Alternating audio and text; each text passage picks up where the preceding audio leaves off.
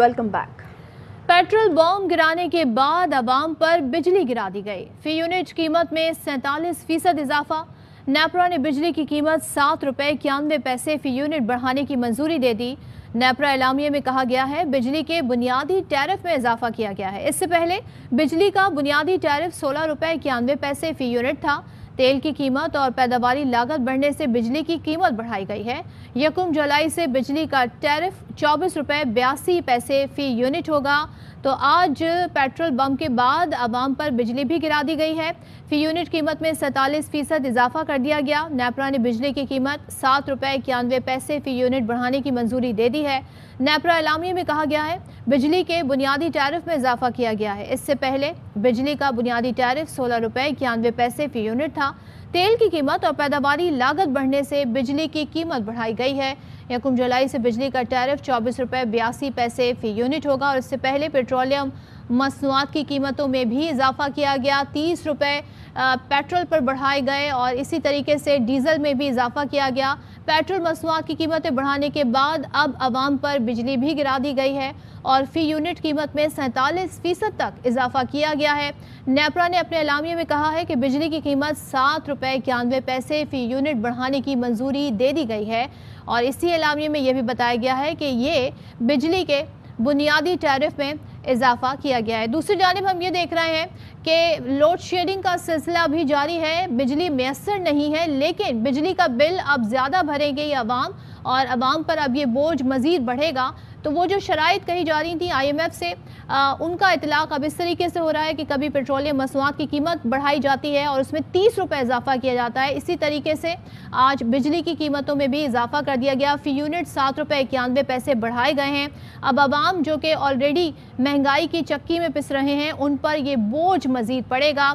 आवाम ये बोझ उठा रही है जो मईशत के हवाले से फ़ैसले किए जा रहे हैं। अब वो बिजली के बिल की सूरत में ये पैसे देंगे। तो बिजली की बुनियादी जो फ़ी यूनिट इजाफा किया गया है उसमें इजाफा के साथ साथ ये भी बताया जा रहा है माशी माहिरीन की जानिब से कि इसमें जो बुनियादी सरचार्जेस हैं जो मुख्तलिफ टैक्सेस हैं उनका इतलाक़ भी इसी के साथ होगा और इसका मज़ीद इजाफा होकर आवाम पर यानी एंड कंज्यूमर पर इसका बर्डन पड़ेगा।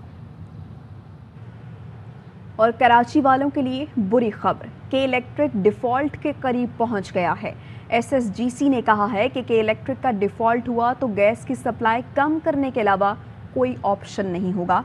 बात करेंगे, अंजुम वहाब हमारे साथ मौजूद हैं। आगाह कीजिए इस मुतालिक अंजुम। हाँ जी बिल्कुल, के इलेक्ट्रिक का डिफ़ॉल्ट का मसला करीब पहुंच चुका है और गैस की सप्लाई कम करने के लिए SSGC ने कह दिया। SSGC का कहना है कि के इलेक्ट्रिक ने SSGC को 10 अरब रुपए से ज़्यादा की अदायगी करनी है। 2.5 अरब रुपए कोर्ट के हुक्म के तहत उन्होंने को बिल की अदायगी करनी थी, वो भी नहीं किया। 8.5 अरब रुपए की एक और अदायगी 3 जून को वाजिबुल अदा हो जाएगी। अगर ये पैसे नहीं दिए गए तो वो गैस की सप्लाई कम कर देंगे और तकरीबन ये गैस की सप्लाई कम होने से 500 मेगावाट बिजली के इलेक्ट्रिक के सिस्टम से निकल जाएगी। और के इलेक्ट्रिक का कहना है कि 500 मेगावाट बिजली अगर सिस्टम से निकल गई तो मजीद 5 से 6 घंटे की लोड शेडिंग बढ़ जाएगी। 12 घंटे की पहले ही लोड शेडिंग हो रही है तो ये 17 घंटे तक पहुंच जाएगी। तमाम सनती, रिहायशी, कमर्शियल, इंडस्ट्रियल इलाकों में ये लोड शेडिंग का दौरानिया बढ़ जाएगा। के इलेक्ट्रिक ने क्या बता रहे हैं आप, 17 घंटे की लोड शेडिंग होगी अब कराची वालों के लिए? जी बिल्कुल, अभी 12 घंटे की तो चल ही रही है, 5 से 6 घंटे मजीद घंटे इसमें इजाफा हो जाएगा। और के इलेक्ट्रिक का यही कहना है कि इसमें अब सनती, इंडस्ट्रियल और कमर्शियल इलाके भी शामिल हो जाएंगे। उन्होंने हुकूमत से टैरिफ डिफरेंशियल क्लेम की मद में 25 अरब रुपए की भी डिमांड की। उनका कहना है ये कि उनके पास पैसे मौजूद नहीं है, SSGC को अदायगी करने के लिए उनके पास पैसे नहीं। और SSGC ने कह दिया अगर पैसे नहीं दिए गए तो 3 जून के बाद वो सख्त रद्द-ए-अमल इसके ऊपर देंगे और इनकी गैस सप्लाई में कमी कर दी जाएगी। और 500 मेगावाट बिजली कम होने के बाद कराची के अंदर तो अंजुम, अब क्या ये यकीनी हो गया है कि 17 घंटे ही लोड शेडिंग होगी और डिफॉल्ट भी यकीनी हो गया है?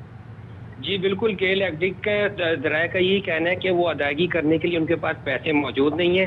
और SSGC का कहना है कि उनके पास भी मुफ्त गैस देने के लिए कोई भी ऐसा ऑप्शन नहीं कि वो मुफ्त गैस दें, इसलिए वो गैस की कमी कर देंगे। और इस गैस की कमी से 500 मेगावाट की कमी का सामना होगा। 300-400 पहले ही के इलेक्ट्रिक के पास कम है।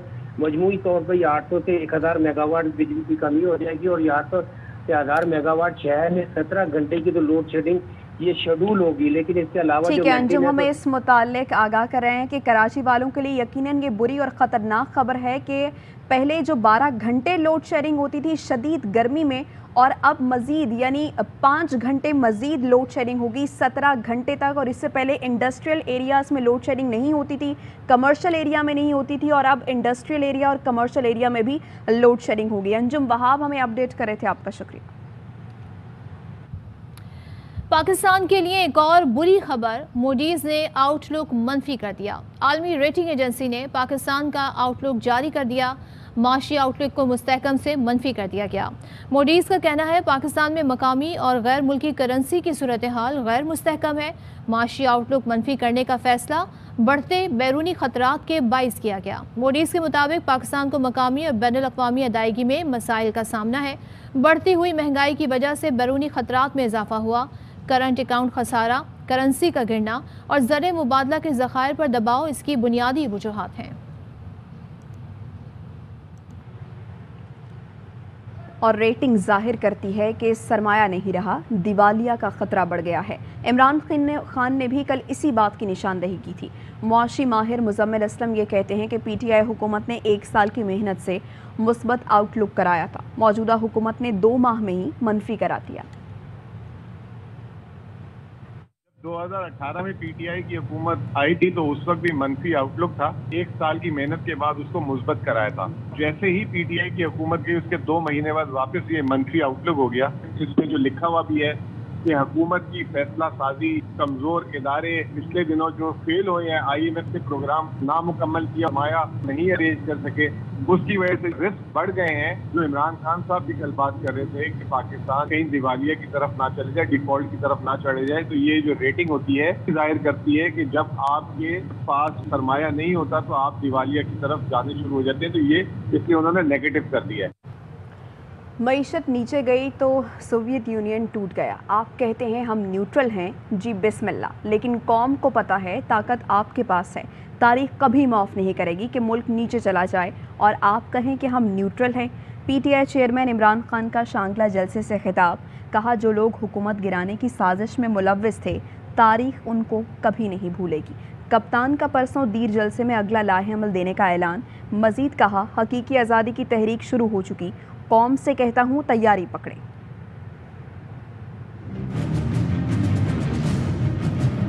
रुपया गिर रहा है, महंगाई बढ़ रही है, जो लोग ऊपर आ गए वो इस मुल्क को तबाही की तरफ लेके जा रहे हैं।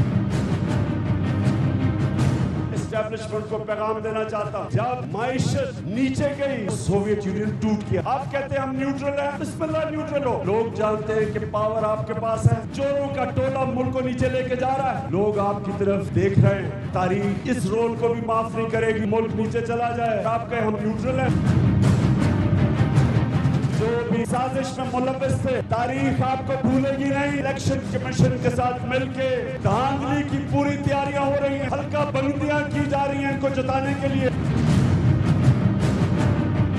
फिर आज सारी कौम को कहता हूं आप तैयारी करें, परसों दीर में जलसा है, उसमें मैं अपना अगला लाएमल दूंगा। आजादी की तहरीक तब तक चलेगी जब तक साफ और शफाफ इलेक्शन ये हुकूमत नहीं करवाएगी।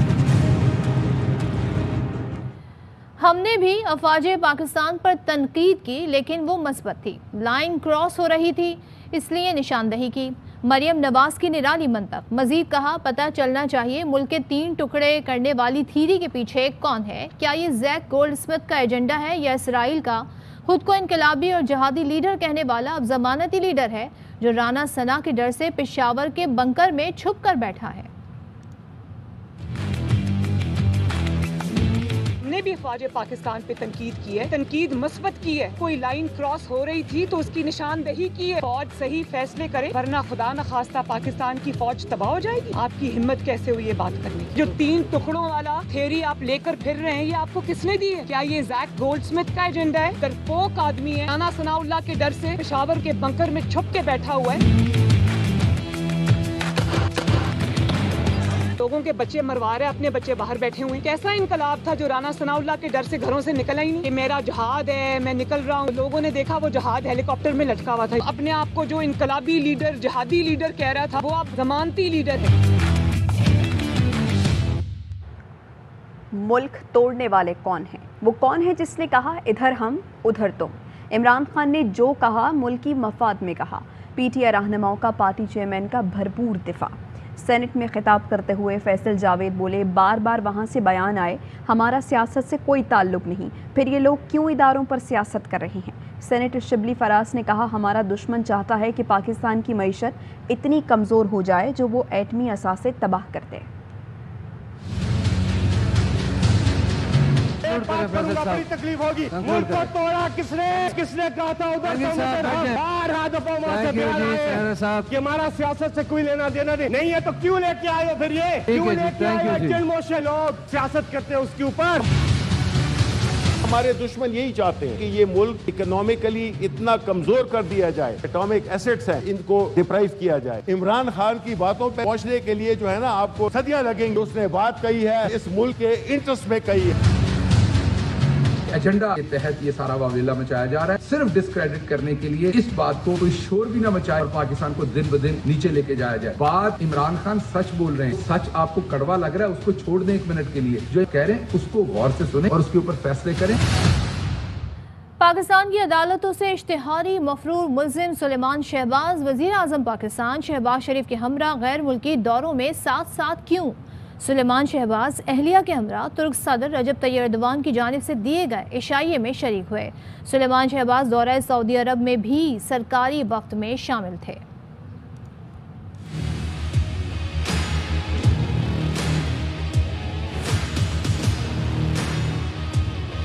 वैसे इश्तिहारी, लेकिन दौरा हो सरकारी तो भरपूर तैयारी। वजीर आजम शहबाज शरीफ के बेटे सुलेमान ऐसा कोई मौका नहीं छोड़ते। इश्तिहारी मफरूर सुलेमान शहबाज तुर्की के दौरे में भी पेश नजर आए। वालिद के हमरा तुर्क सदर के इशाइये में बरा जमान थे, खुद ही नहीं आए, अहलिया को भी साथ लाए, जिन्होंने तुर्क सदर और खातून अव्वल के साथ स्टेट डिनर एंजॉय किया। इससे पहले सऊदी अरब के दौरे में भी सुलेमान शहबाज को पाकिस्तानी वफ्द में जगह मिली थी। वजीर आजम के साहबजादे अपने मुल्क में इश्तिहारी हैं, अदालतें उनकी राह देख रही हैं, वो हर जगह जाते हैं, बस यहाँ नहीं आते। बैरून मुल्क दौरों में वालिद साहब जहाँ जाते हैं साथ साथ नजर आते हैं। अहम खबर से आपको आगाह करें कि इलेक्शन कमीशन ने ज़िमनी इंतखाबात तक पीटीआई की मखसूस नशिस्तों का नोटिफिकेशन रोक दिया है। ये 5 मखसूस नशिस्तें, इस हवाले से बात करेंगे हमारे नुमाइंदे जाहिद मशवानी से। जाहिद, बताइएगा, नोटिफिकेशन रोक दिया गया है, मजीद क्या डिटेल्स हैं इसकी? कमीशन ने पंजाब असम्बली की मखसूस नशिस्त पर नामजदगी की दरख्वास्तों पर महफूज फैसला सुना दिया। चीफ इलेक्शन कमिश्नर की सरबराही में 5 रुकनी कमीशन या बेंच ने इसकी समाअत की थी और फरीकैन के मुकल्ला के दलाइल जवाब के बाद आज फैसला महफूज किया था। अटॉर्नी जनरल अख्तर औसाफ और एडिटर जनरल पंजाब शहजाद शौकत ने भी इलेक्शन कमीशन में आज अपने दलाइल दिए और उन्होंने अपना मौक़िफ़ भी पेश किया। पीटीआई के वकील फैसल चौधरी जबकि नून लीग के वकील खालिद खान ने आज अपने दलाइल मुकम्मल किए। पंजाब असम्बली के 25 मुनहरिफ अराकीन असम्बली को इलेक्शन कमीशन ने डी नोटिफाई किया था। 20 जनरल नशिस्तों के अलावा 5 मखसूस नशिस्तों की अराकीन की बरतरफी का नोटिफिकेशन जारी किया गया था। मखसूस नशिस्तों में 3 खवातीन और 2 अक़लियतों के रिश्ते शामिल हैं और आज इस पर जो फैसला था उसको रोक दिया गया और इस पर फैसला जो है जो मामला है इलेक्शन कमीशन ने निपटा दिए। ठीक है जाहिद, बहुत शुक्रिया। और अहम खबर कराची से, जहां पर गुलाम नबी मेमन को आईजी सिंध तैनात कर दिया गया है। गुलाम नबी मेमन एडिशनल आईजी कराची के ओहदे पर काम कर रहे थे और एस्टैब्लिशमेंट डिवीज़न ने गुलाम नबी मेमन की तैनाती का नोटिफिकेशन जारी कर दिया है। खबर आपको दें कि एमकेएम को मेयर के इख्तियारात पर पीपल्स पार्टी से शिकायत पैदा हो गई है। खालिद मकबूल सिद्दीकी की जानिब से ये कहा गया है कि जरदारी साहब बेइख्तियार मेयर देने को तैयार हैं, ऐसा मेयर जिसके पास कचरा उठाने का भी इख्तियार नहीं। ऐसा मेयर देने को तैयार है जरदारी साहब जिसके पास ना वाटर बोर्ड हो, जिसके पास ना बिल्डिंग कंट्रोल हो, जिसके पास ना कचरा उठाने का इख्तियार हो। मुआहदा किया है वफाक से और एक सूबे से, हम गलती हो गई है, मेरा ख्याल है हम दोबारा बुलाते हैं आपको। कराची और वफाक के साथ, कराची और सूबे के साथ हुआ है, एमक्यूएम और नून के मुस्लिम लीग के साथ नहीं, एमक्यूएम और पाकिस्तान पीपल्स पार्टी के साथ मुआहदा नहीं। कोयटा के शहरी गाड़ियां घरों में खड़ी करने लगे, जितना मुमकिन है पैदल चलने लगे। बच्चों की हफ्तावार सैर भी खत्म हो गई। ये सब क्यों हुआ, बता रहे हैं मंजूर अहमद। का रिहायशी बहराम बलोच समाजी कारकुन है। पेट्रोल 180 रुपए फी लीटर होने के बाद वो अपनी गाड़ी घर में खड़ी करने पर मजबूर है। बहराम के मुताबिक पेट्रोल का खर्चा पूरा नहीं होता, मजबूरन गाड़ी का इस्तेमाल कम करके वो अक्सर पैदल जाने को तरजीह देने लगा है। पिछले 2 वीकेंड्स गुजरे, बच्चों को हम लोग बाहर भी नहीं ले जा सके, किसी पार्क में, किसी सैर तफरीह की जगह में। इसके वजह से अच्छा पेट्रोल भरने के साथ हर चीज़ महंगा हो गया, तो आप लाइफ में अब बहुत सी चीज़ें अफोर्ड नहीं कर सकते। सड़कों पर गुज़िश्ता 1 हफ्ते से शदीद रश नहीं लग रहा। हर वक्त जाम रहने वाली जगहों पर अहम औकात में भी ट्रैफिक नॉर्मल रहती है। अभी जो 25,000 लीटर पेट्रोल बेचने वाले थे वो 7,000 लीटर 8,000 लीटर पे आके पहुंचे हैं, और जो तकरीबन 10,000 लीटर सेल करने वाले थे वो इस टाइम 2-2,500 लीटर सेल कर रहे हैं। पेट्रोल और मजमूई महंगाई से गाड़ियों का कारोबार भी इचकियां ले रहा है। पहले तकरीबन हम लोगों की गाड़ी तकरीबन महीने में 25-30 गाड़ी निकलती थी, अभी तकरीबन सेल हो गई है 12-11। कोयटा में अक्सरियत तनख्वाहदार तबके की है, इसलिए पेट्रोलियम कीमतों में यकदम रिकॉर्ड इजाफे का लोगों की मयार जिंदगी पर बराह रास्त असर पड़ा है। तनख्वाहदार हों या कारोबारी अफराद, सभी परेशान नजर आते हैं। कैमरामैन शहीद लोधी के साथ मंजूर अहमद, ARY न्यूज़, कोयटा। अब तक के लिए इतना ही। किसी भी खबर और उसकी अपडेट्स के लिए देखते रहिए ARY न्यूज़। अहम तरीन खबरें अब एक क्लिक की दूरी पर। आपके पसंदीदा टॉक शोज हों या अहम मुल्की या गैर मुल्की शख्सियात की न्यूज कॉन्फ्रेंसेस, हर लम्हा बाखबर रहने के लिए सब्सक्राइब करें हमारा YouTube चैनल। मौसम की सूरत हाल हो या खेल के मैदान से खबरें, अपने मोबाइल फोन से मुल्की और बैनुल अक़वामी अहम खबरों तक रसाई के लिए डाउनलोड कीजिए मोबाइल ऐप। बावसूख ज़राए से मुसद्दिका खबरों, तज्ज़ियों और तबसरों से मुस्तफ़ीद होने के लिए विजिट कीजिए पाकिस्तान की सबसे बड़ी न्यूज वेबसाइट www.arYnews.tv।